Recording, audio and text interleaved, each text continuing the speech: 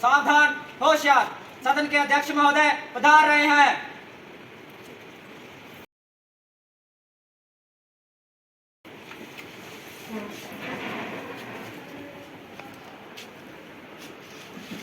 कृपया अपना स्थान ग्रहण करें।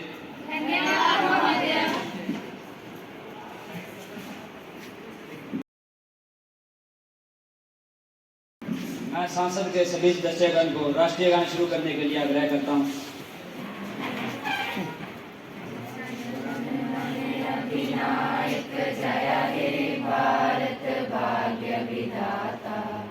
पंजाब सिंध गुजरात मराठा द्राविड़ उत्कल बंग विंध्य हिमाचल यमुना गंगा उच्छल जलधि तरंग तब शुभ नामे जागे तब शुभ आशीष मांगे गाए सब जय गाथा जन गण मंगल दायक जय हे भारत भाग्य विधाता जय हे जय हे जय हे जय जय जय जय हे। कृपया अपना स्थान ग्रहण करें। युवा संसद के इस ग्रीष्मकालीन सत्र में आप सभी का हार्दिक स्वागत है। नए सदस्य शपथ ग्रहण करेंगे। मास्टर महोदय। श्री अंग्रेज जो हिमाचल के हमीरपुर निर्वाचन क्षेत्र से निर्वाचित हुए हैं, कृपया शपथ ग्रहण करें।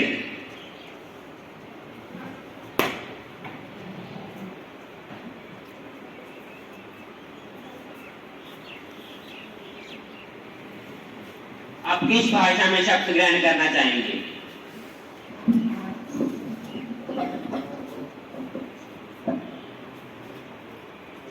इंग्लिश में। I have been elected and महोदय। श्री अंग्रेज जो हिमाचल के हमीरपुर निर्वाचन क्षेत्र से निर्वाचित हुए हैं, कृपया शपथ ग्रहण करें।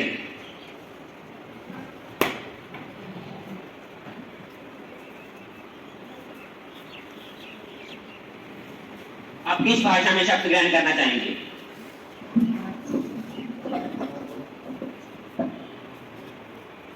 English में। I have been elected and integrity of India and that I will faithfully discharge the duty upon which I am about to enter.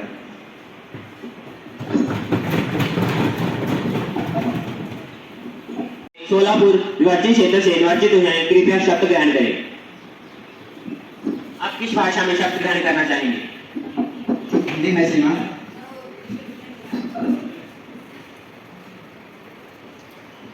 मुझे युवा संसद के निचले सदन का सदस्य चुना गया है। मैं भगवान के नाम पर शपथ लेता हूं कि मैं भारत के संविधान के प्रति सच्चा विश्वास और निष्ठा रखूंगा। कानून द्वारा स्थापित किया गया है कि मैं भारत की सुप्रभुता और अखंडता की प्रभावित करूंगा और ईमानदारी से उस कर्तव्य का निर्वहन करूंगा जिस पर मैं प्रवेश करने वाला हूं।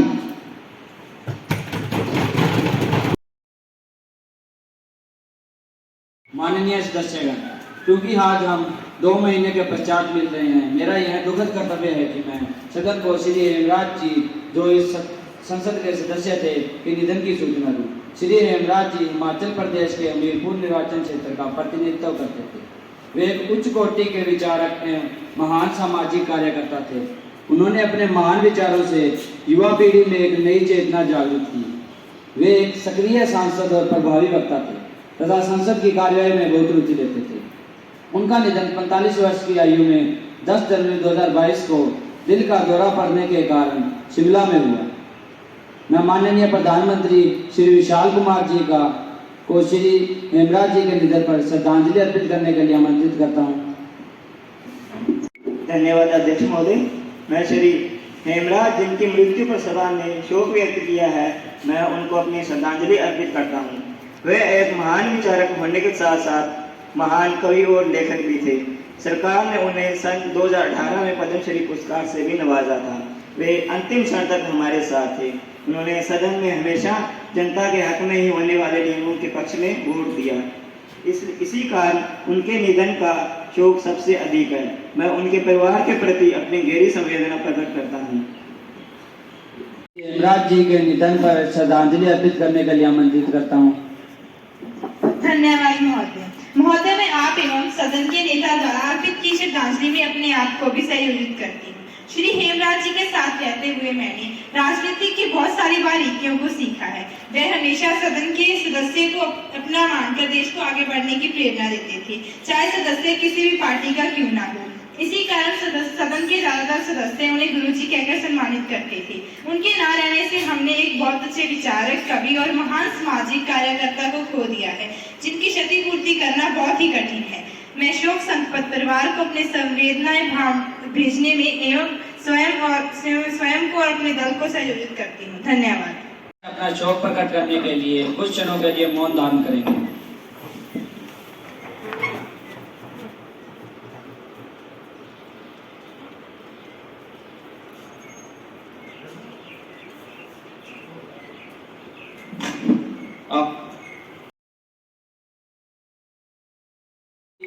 नए मंत्रियों का परिचय कराएंगे।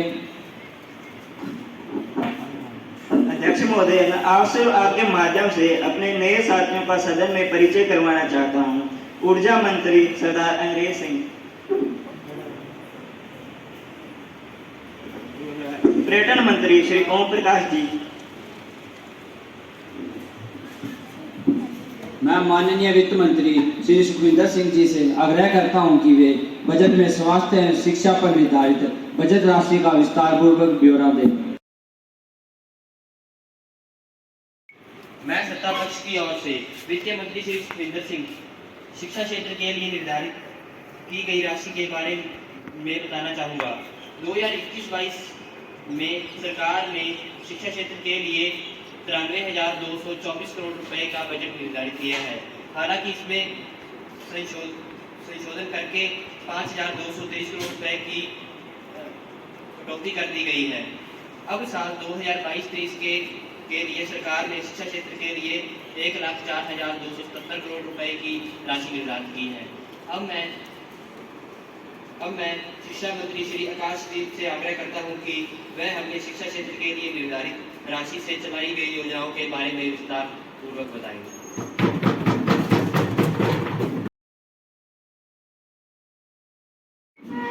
मैं शिक्षा मंत्री आकाशदीप सिंह आपसे सदन की कार्यवाही को आगे बढ़ाने की अनुमति चाहता हूँ। अनुमति है। सबसे पहले मैं भारत में स्कूली शिक्षा से जुड़ी सरकारी योजनाओं के बारे में बताऊंगा और माता पिता के लिए आवश्यक जानकारी के बारे में बताऊंगा। प्राथमिक शिक्षा को हर जगह पहुंचाने के लक्ष्य को प्राप्त करने के लिए सरकार ने कई परियोजनाएं और कार्यक्रम शुरू किए हैं। राष्ट्रीय शिक्षा नीति के सिद्धांतों को ध्यान में रखते हुए सरकार ने विभिन्न योजनाएं और उन्हें समान शिक्षा सुनिश्चित करनी है। इन योजनाओं का मुख्य उद्देश्य अच्छे स्कूलों के विस्तार द्वारा समानता को बढ़ावा देना और शिक्षा के मूल गुणवत्ता को सुधार करना है। भारत में प्राथमिक शिक्षा को चलाने के लिए कुछ योजनाएं हैं। पहली योजना सर्व शिक्षा अभियान, दूसरी योजना बालिकाओं की प्राथमिक शिक्षा के लिए राष्ट्रीय कार्यक्रम, तीसरी योजना मिड डे मील और चौथी योजना शिक्षा का अधिकार। बेटी बचाओ बेटी पढ़ाओ, कस्तूरबा गांधी बालिका विद्यालय, अल्पसंख्यक संस्थानों में आधारभूत संरचना विकास योजना।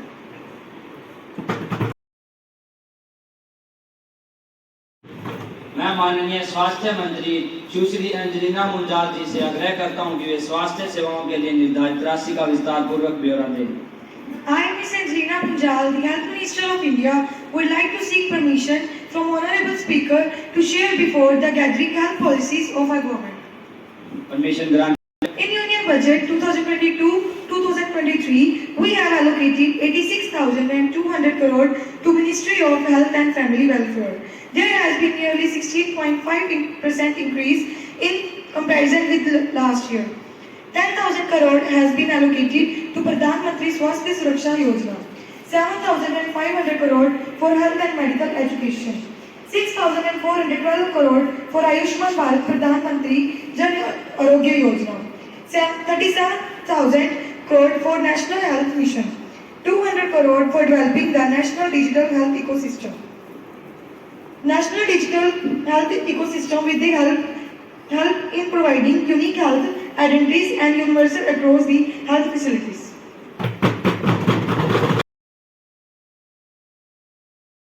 है। प्रश्न संख्या 101 सुश्री एकमदीप कौर। मैं हमारे संसद भवन के अध्यक्ष महोदय से पक्ष पार्टी से प्रश्न पूछने की अनुमति चाहती हूँ। अनुमति है। मैं ये जानना चाहती हूँ श्रीमान कि एक तरफ आप शिक्षा के प्रति बड़ी बड़ी बातें करते हैं और दूसरी तरफ आपने शिक्षा के लिए प्रदान की राशि में से कटौती की, ऐसा क्यों? आपको देश के भविष्य की जरा भी चिंता नहीं है?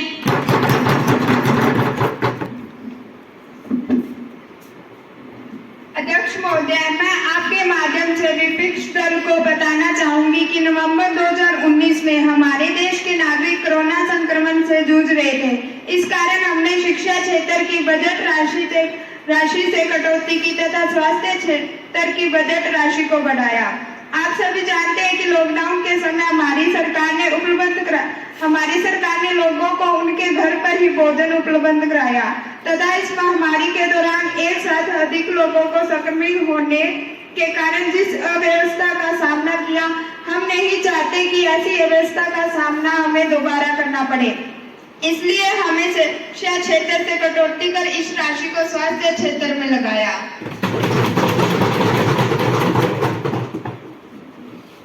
अब तो सुश्री राजरानी। मैं संसद भवन में स्पीकर महोदय से पक्ष पार्टी को प्रश्न पूछने की अनुमति चाहती हूँ। अनुमति है। आरटीई एक्ट 2009 के तहत 6 से 14 वर्ष के बच्चों के लिए मुफ्त शिक्षा का प्रावधान है, परंतु निजी क्षेत्र ने इसे व्यापारिक रूप में लिया है। इस पर आपका क्या विचार है?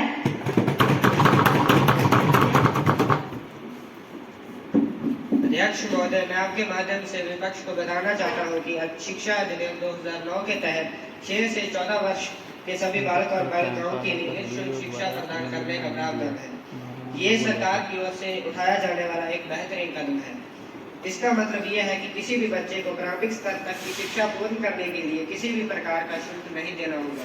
शिक्षा के अधिकार कानून के तहत आर्थिक रूप से कमजोर परिवारों के बच्चों के लिए निजी स्कूलों में 25% आरक्षण अनिवार्य कर दिया गया है। और मैं पक्ष से पूछना चाहता हूं कि ब्रिटिश शासन के चले जाने के बाद पहली सरकार आपकी थी, तो आपकी सरकार के कार्यकाल में क्या सुधार किए गए? हम आपकी गलतियों को सुधार रहे हैं और इसमें निरंतर सुधार हो रहे हैं। हम निजी शिक्षा और सरकारी शिक्षा की असमानता को दूर करने की पूरी कोशिश कर रहे हैं। सरकारी स्कूलों के प्रति लोगों के दृष्टिकोण को भी बदला जा रहा है और हम इसके निरंतर प्रयास और इसके लिए प्रतिबद्ध हैं।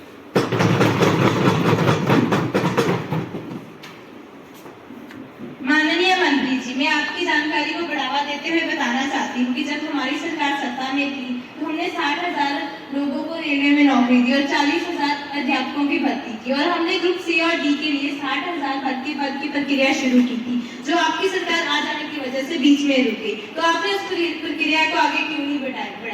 हम थक चुके हैं बेरोजगारों के आंकड़े गिन गिन। आप बता दीजिए कब आएंगे हमारे अच्छे दिन, कब आएंगे हमारे?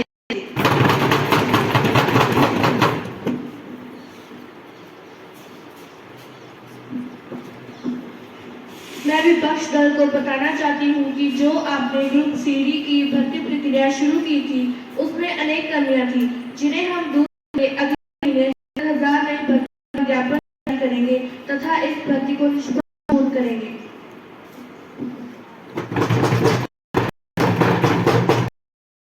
संसद भवन के महोदय से पक्ष पार्टी को प्रश्न पूछने की अनुमति चाहती हूँ। मीडिया 1995 में लागू की गई, आपके इसके बारे में क्या विचार है? मैं विपक्ष को बताना चाहती हूँ कि आपकी सरकार जब सत्ता में आई मिड डे मील के वितरण की जिम्मेदारी ब्लॉक एजुकेशन ऑफिसर को दे दी, सभी स्कूलों के प्रधानाचार्य को सौंप दी है। अब सभी स्कूलों के बच्चों को स्वच्छ खाना उपलब्ध कराया जा रहा है।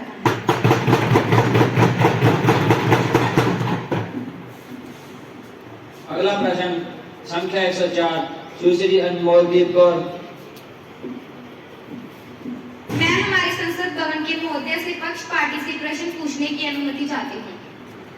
अनुमति है। जैसा कि आपने कहा कि आप सरकारी स्कूलों में बहुत अच्छी शिक्षा प्रदान कर रहे हैं, अगर ऐसा है तो आप अपने खुद के बच्चों को सरकारी स्कूलों में पढ़ाने के बजाय प्राइवेट स्कूल में क्यों पढ़ाते हैं?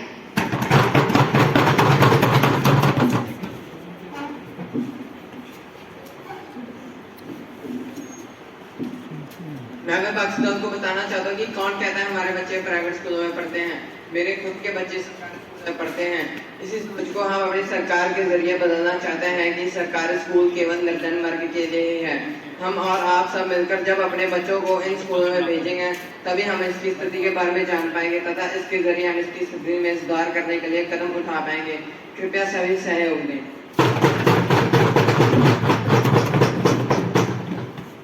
हमारे पास इसका कोई प्रूफ इसलिए नहीं है क्योंकि सरकार आपकी है, एम्प्लॉयज आपके हैं, सैलरी आप दे रहे हैं, टीचर्स आपके प्रेशर के अंडर में आकर अटेंडेंस लगाते हैं।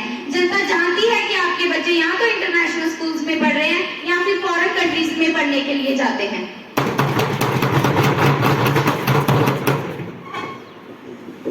वो इसलिए क्योंकि सरकार जब आपकी थी तब आपने उन शिक्षकों को नौकरी दी जिनको पढ़ाने का ढंग नहीं है, इसलिए बच्चों की पढ़ाई बर्बाद हो रही है और मंत्रियों को अपने बच्चों को पढ़ाने के लिए बाहर दूसरे देश में भेजना पड़ रहा है।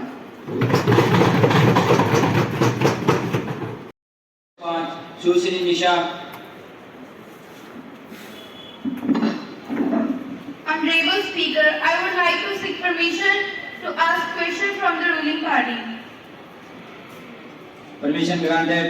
According to January 2021 census report, about 1 million youth has migrated to abroad for better education. Is Indian infrastructure so weak that students have to migrate to abroad in search of educational facilities? They have to leave their nation, their family. Have you any answer for this?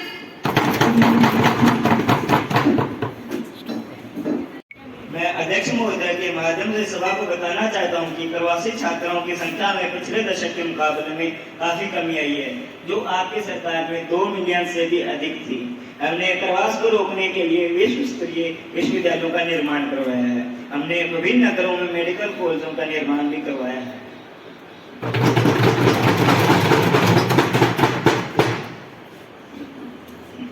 अगला प्रश्न संख्या 106 सुश्री हर्षदीप कौर। मैं संसद भवन के महोदय से पक्ष पार्टी से प्रश्न पूछने की अनुमति चाहती हूँ। अनुमति है। गांव में अभी तक स्वास्थ्य सुविधाएं उपलब्ध क्यों नहीं है और गांव में अभी तक एम्बुलेंस और अस्पताल की सुविधाएं नहीं है? सरकार क्या कर रही है? महोदया जी, मैं आपके जरिए विभाग को बताना चाहूंगी कि हमने गांव में प्राथमिक स्वास्थ्य केंद्र खोले हुए हैं और जहां पर स्वास्थ्य केंद्र नहीं है वहां हमने आंगनबाड़ी की सुविधा प्रदान की है जो स्वास्थ्य सेवा प्रदान करती है। जहाँ स्वास्थ्य केंद्र नहीं है वहाँ स्वास्थ्य केंद्र का कार्य प्रगति पर है। जहाँ मैं पक्ष को यह भी बताना चाहूंगी कि जो स्वास्थ्य केंद्र बनाकर आपने बंद करके छोड़ दिए थे, हम उन केंद्रों को खोलकर वहाँ हमने स्वास्थ्य सुविधाएं प्रदान की हैं। आपने गांव में स्वास्थ्य केंद्र तो खोल दिए, लेकिन उनके सामने पड़े कूड़े के ढेर नहीं दिखाई देते जिनसे बीमारियां फैलती है। उनके लिए आपने क्या किया, बताइए।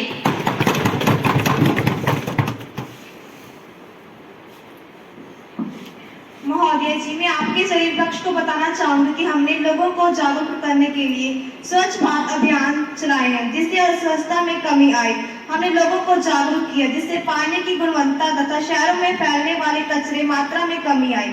हमने नगर निगम में सफाई कर्मी बढ़ाने के लिए भी प्रस्ताव पारित किया जिससे कि नगर स्वच्छ हो सके।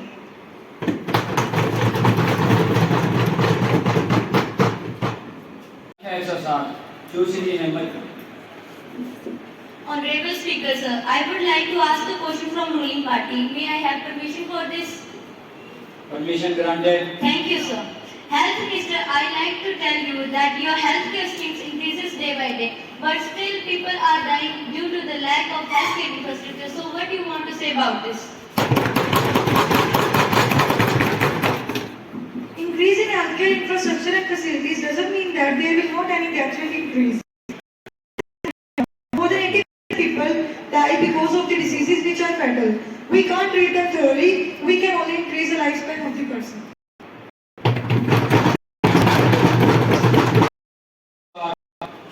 आकाशदीप Kaur. Honorable Speaker, please allow me to ask a question from the ruling party. Permission granted. Thank you, sir. Why there was lack of healthcare facilities during second wave of COVID-19?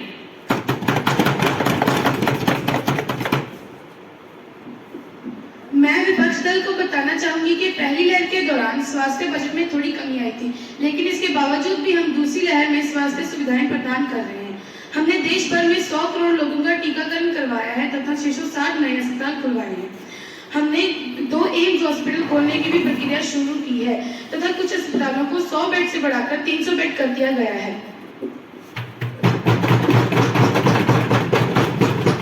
आपने हॉस्पिटल्स तो खोल दिए, लेकिन उनमें कोई भी facilities proper तरीके से प्रोवाइड नहीं। वेंटिलेटर्स की कमी है, खाली बनवा दी, उसमें कोई फैसिलिटी प्रोवाइड ना हो उसे हॉस्पिटल नहीं कहते। प्रॉपर तरीके से फैसिलिटीज प्रोवाइड होनी चाहिए। और वैक्सीनेशन की सेकंड वेव के बाद आपने सेकंड वेव के दौरान क्या किया? COVID-19 was a pandemic disease in a specific area. Many patients, ventilators and beds were limited, but many isolation centers and many new ventilators and facilities were provided. We tried our best. संख्या 109 सुश्री Navjot Kaur. Honorable Speaker, sir, please allow me to ask a question for the ruling party. Permission granted. Thank you, sir. A number of teaching posts are vacant in government schools. When are you planning to fill them? We have certain agencies who conduct exams from time to time, so vacancies will be filled soon. We need some time for arranged requirement. Okay, then how much time? Development is going on. After some time, there will be proper teachers at vacant places. We are trying our best.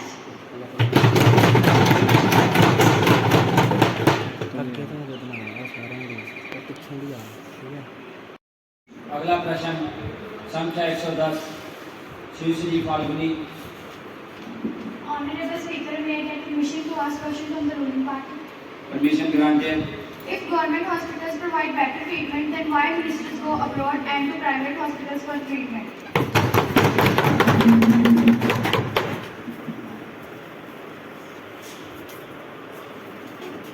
मैं विपक्ष को बताना चाहूंगी कि हमारे देश के पूर्व प्रधानमंत्री जी का दिल्ली सरकारी अस्पताल में हुआ था, और आपको संसद के कितने नाम गिनाओ जिनका इलाज भी सरकारी अस्पतालों में हुआ है। वो तो आपकी सोच पर निर्भर करता है, जो आपकी निजी अस्पतालों को सरकारी अस्पतालों से बेहतर समझते हैं। इस सोच को ही हमें बदलना है, जो हम सबके सहयोग से ही हो सकता है। पंजाब के जिला बठिंडा में पंजाब के लोगों के लिए एम्स के निर्माण हुआ है, जो अपनी सेवाएं प्रदान कर रहा है।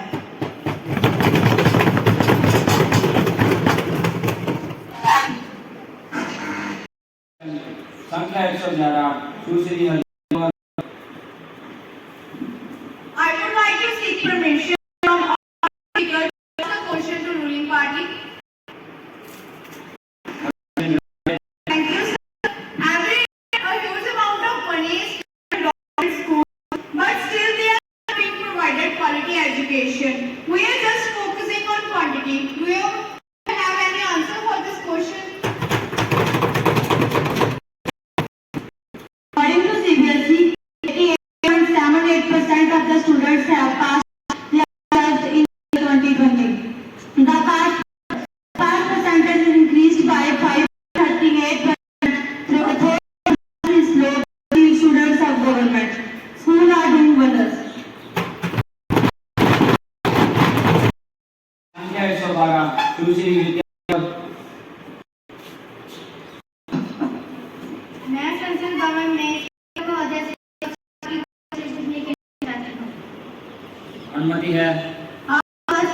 जीडीपी का व्यय कर रहे हैं, पिछली सरकार ने इस पर 5% किया, इस पर आपका क्या विचार है?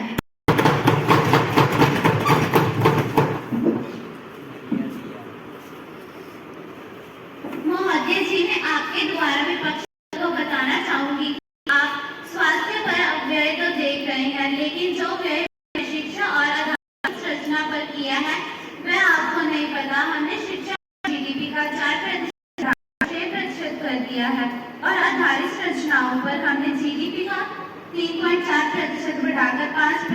कर दिया है। पिछली बार जीडीपी से इस बार जीडीपी भी अधिक है।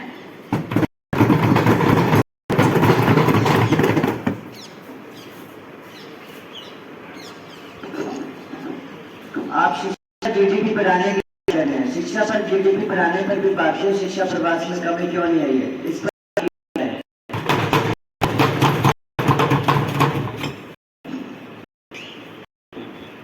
महोदय जी, मैं आपके सभी पक्षों को बताना चाहूंगी कि सरकार जब भी कोई शिक्षा नीति जारी करती है उसको सुधारने में कुछ समय लगता है।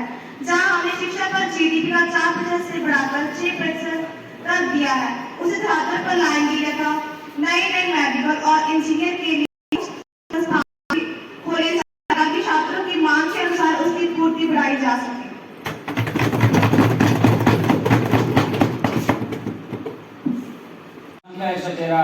सुश्री पूर्वा।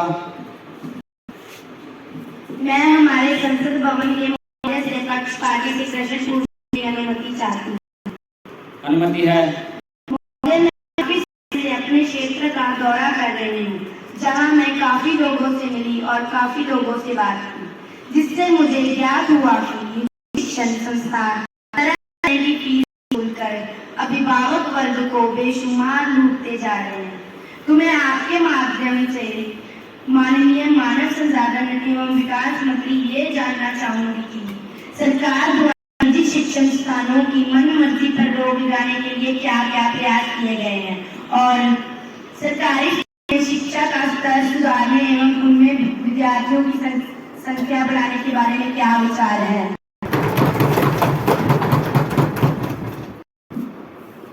अध्यक्ष महोदय जी, आपके जरिए मैं विपक्ष को बताना चाहता हूँ, इसमें कोई दो मत नहीं है कि निजी शिक्षा संस्थान पेशा के लिए अपनी मन मर्जी करते हैं। इसी संदर्भ में मैं मंत्रालय से काफी समय से शिकायतें भी प्राप्त हुई, लेकिन हमारी सरकार सोई नहीं है। हमारी सरकार ने भी इस विषय पर काफी गंभीरता से विचार करते हुए कुछ कठोर नियम बनाए हैं तथा उनका उल्लंघन करने पर उचित दंड का भी प्रावधान रखा है।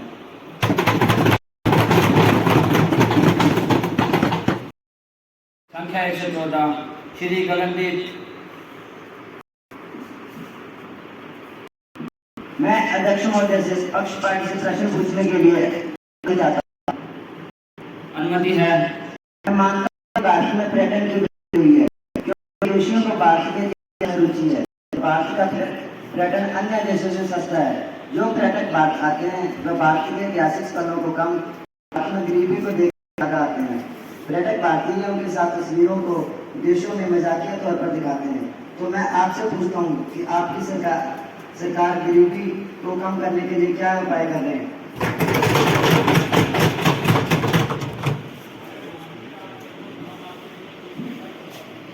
तो बताना चाहूंगी कि हमने गरीबी को रोकने के लिए हमने बहुत सी स्कीमें को जारी किया है, जैसे startup India, stand up India, make in India आदि।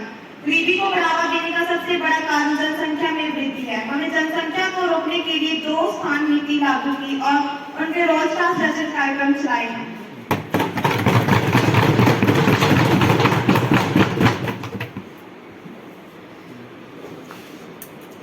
आपके माध्यम से प्रधानमंत्री जी से पूछना चाहती हूँ कि वे इस इंफ्रास्ट्रक्चर की बात कर रही हैं। कारोबार में सरकारी स्कूल में बच्चों को अपने गांव से दूसरे गांव में पढ़ना पड़ता है, जो कि मैं आपसे पूछना चाहती हूँ कि जो देख पा रहे हैं वो आम जनता क्यों नहीं देख पा रही?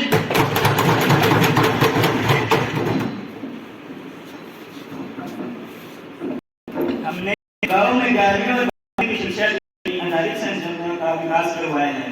पिछले सालों के मुकाबले हमने इस दशक में स्कूलों में 11वीं और 12वीं की शिक्षा की को प्रभावी बनाने के लिए अनेक नीतियां लागू की है। हमने स्कूलों को आधुनिकीकरण को बढ़ावा दिया है, जिससे कि हमने स्मार्ट स्कूल जैसे अभियान चलाए हैं। जिन गाँवों में 11वीं और 12वीं छात्राओं की स्कूल उपलब्ध नहीं है, उन्हें हम फ्री परिवहन सेवा प्रदान कर रहे हैं।